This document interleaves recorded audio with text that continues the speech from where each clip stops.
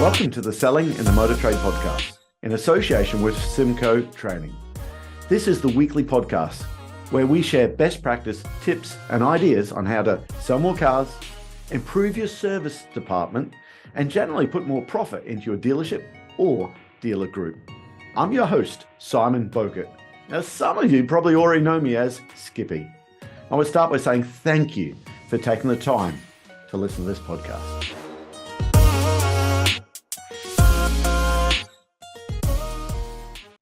Hi, welcome to another episode of Selling in the Motor Trade. Hey guys, listen, it just keeps on going from strength to strength to strength. So thank you to everyone who's subscribing. Thank you to everyone that's forwarding this on to other people. As Stephen Bartlett would say, it helps before more than you could possibly know. So I just really, really appreciate it.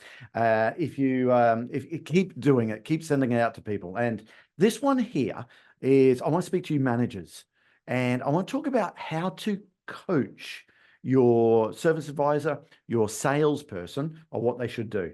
Heads of businesses, dealer principals, owners of the group, how you get the best out of your line managers.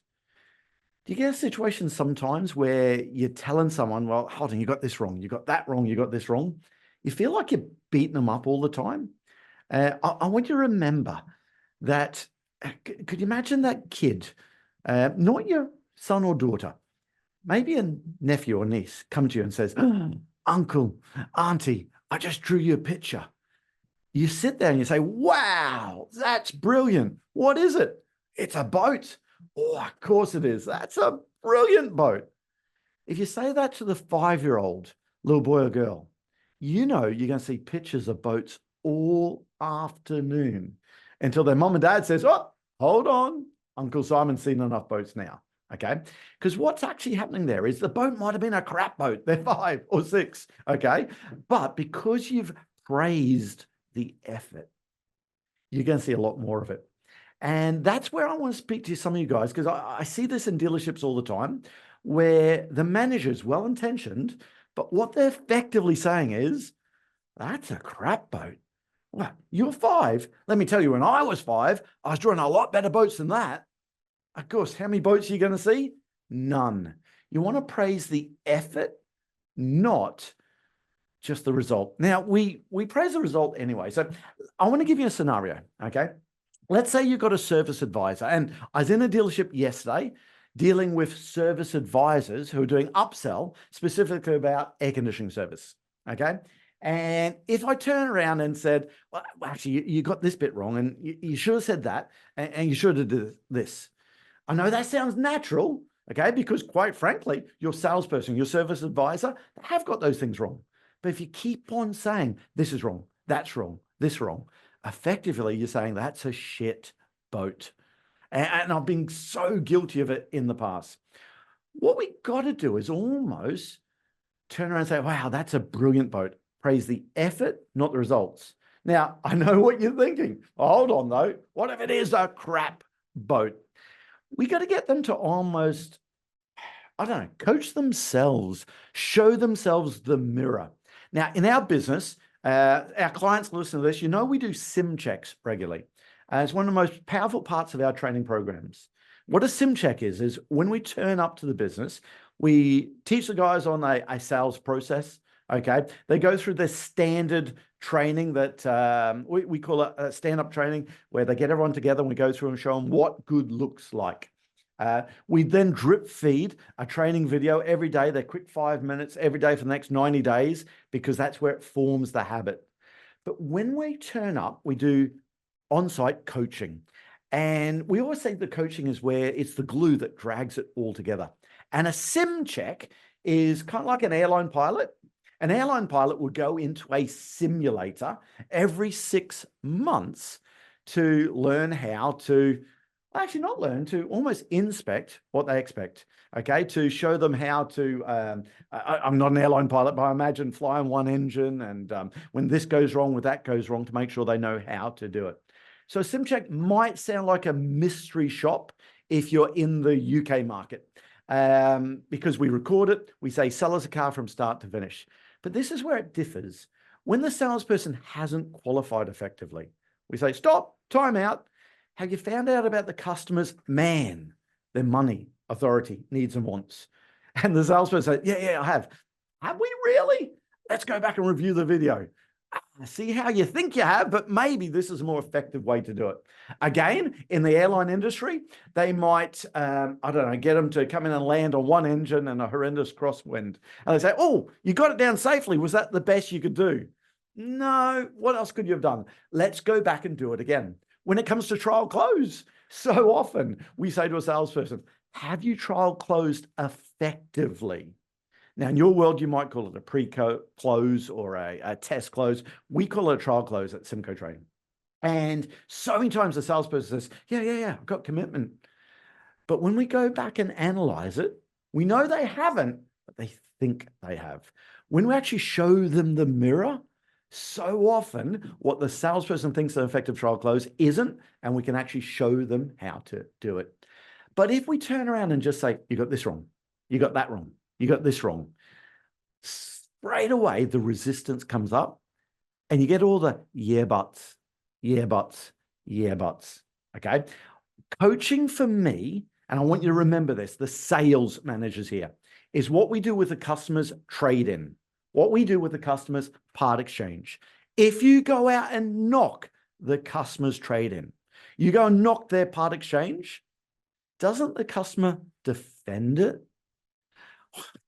I can see why you're selling it. I'd sell it as well. I hope you didn't bin the chassis when you hit that rose bush. Okay. Listen, those tires on there, they're horrendous. They're run flat tires. That's going to cost a fortune. That's what the poor salesperson does.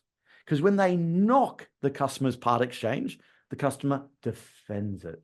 And when they defend it, they almost resell it to themselves. Okay. The smart salesperson will get the customer to knock their own car. Now, if you're listening to this from the service parts side of the business, the after sales side of the business, it's called in the UK. If you're listening to this in America, after sales is not paint and fabric protection. After sales is the service and parts departments.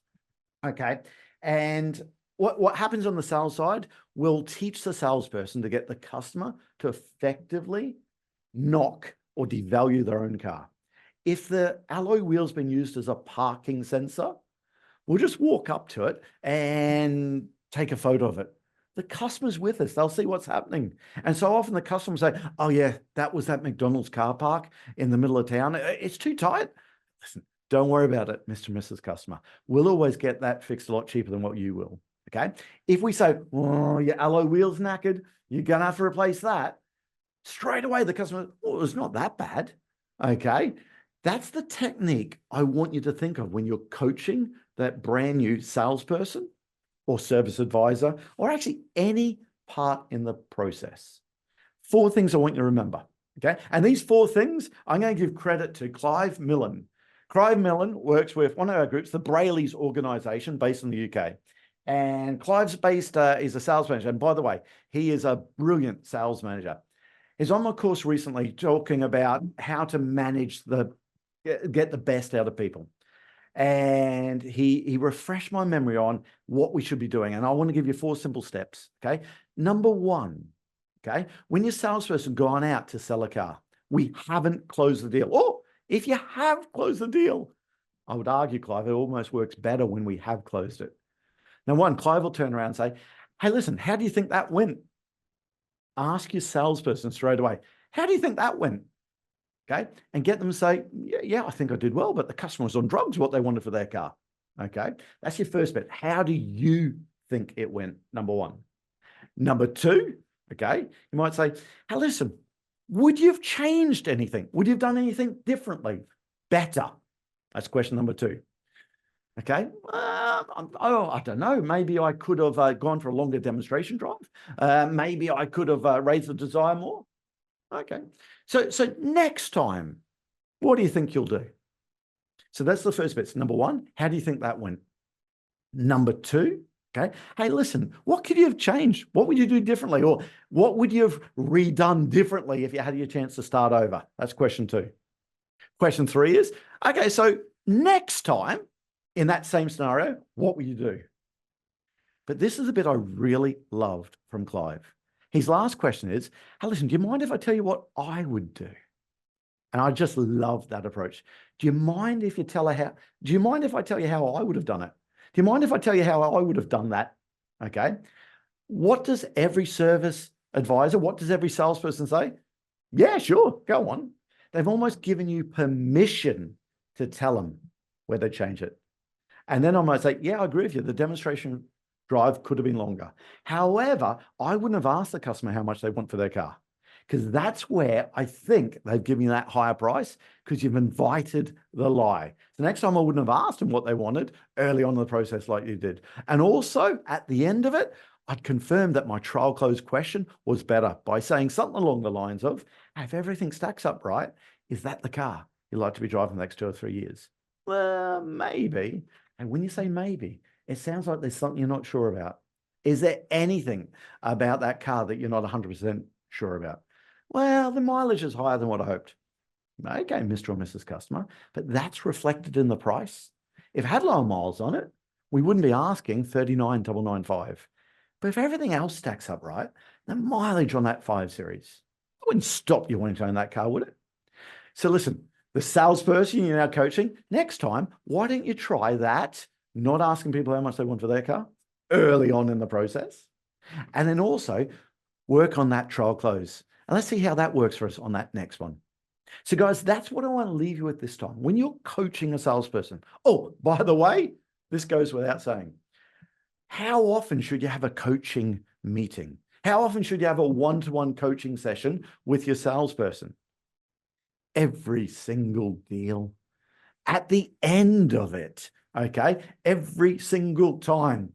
I want you to do what we do in symcotraining.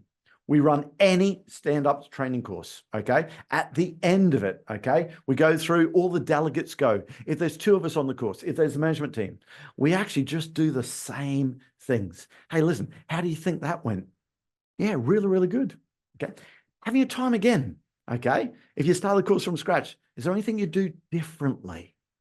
See, I love that, because that's getting the person to start thinking about how they're actually delivering it, okay? Number 3, so next time, what would you do differently? Listen, do you mind if I tell you how I would have done it? Actually, I would have used their names earlier on there. Names is where you get people's attention. So actually use their names first and then ask the question. You turn that salesperson's ears on to make sure they listen. That's where you get that interactive sales training course. We just do it all the time. 4 things, guys. Okay. How do you think that got on? Okay. What would you have done differently if you had your chance to do that again? So next time, what will you do differently? Hey, listen, do you mind if I tell you how I would have dealt with that? That's the 4 things I want you to remember whenever you're coaching someone. And that way, the next time, if you get people rolling their eyes at you and saying, yeah, but, it's just a nicer way to get the best out of your team. So I just want to leave you with those 4 questions on coaching this time. Now, of course, there's so many different ways you can coach people. You can talk about what salesperson you have there. Are they red, the blue, the greens, the yellows? Okay. We talk about the lions, the puppy dogs, the snakes, and the mouse. Okay. Of course, you got to coach people in different ways. You have different learning styles. Some people are visual. Some people are auditory. Some people are kinesthetic. Okay. There's so many different ways of coaching, and this is only a snapshot of how to coach people. So I know some of you trainers that listen to our podcast all the time say, oh no, we do this coaching, we do that coaching. Listen, we can't do everything we do on our management development program here. So I just want to focus on those 4 key questions for you, because I promise you, start using them. And they're probably more important than some of the other things, if I'm brutally honest. Anyway, that about does it for now. Thank you again for sharing this. And dealer principals, heads of businesses, this is one of those episodes again, you might want to send it through to your line managers. Thanks again. That just leaves me to say that all details of this episode and other episodes on the selling in the motor trade can be found on our website, symcotraining.co.uk. Go there to get a copy of our book, Words That Sell Cars. Go there to sign up to a free trial of our Sales Fitness online sales training program. Easiest way to get hold of me is Simon Bowkett through LinkedIn.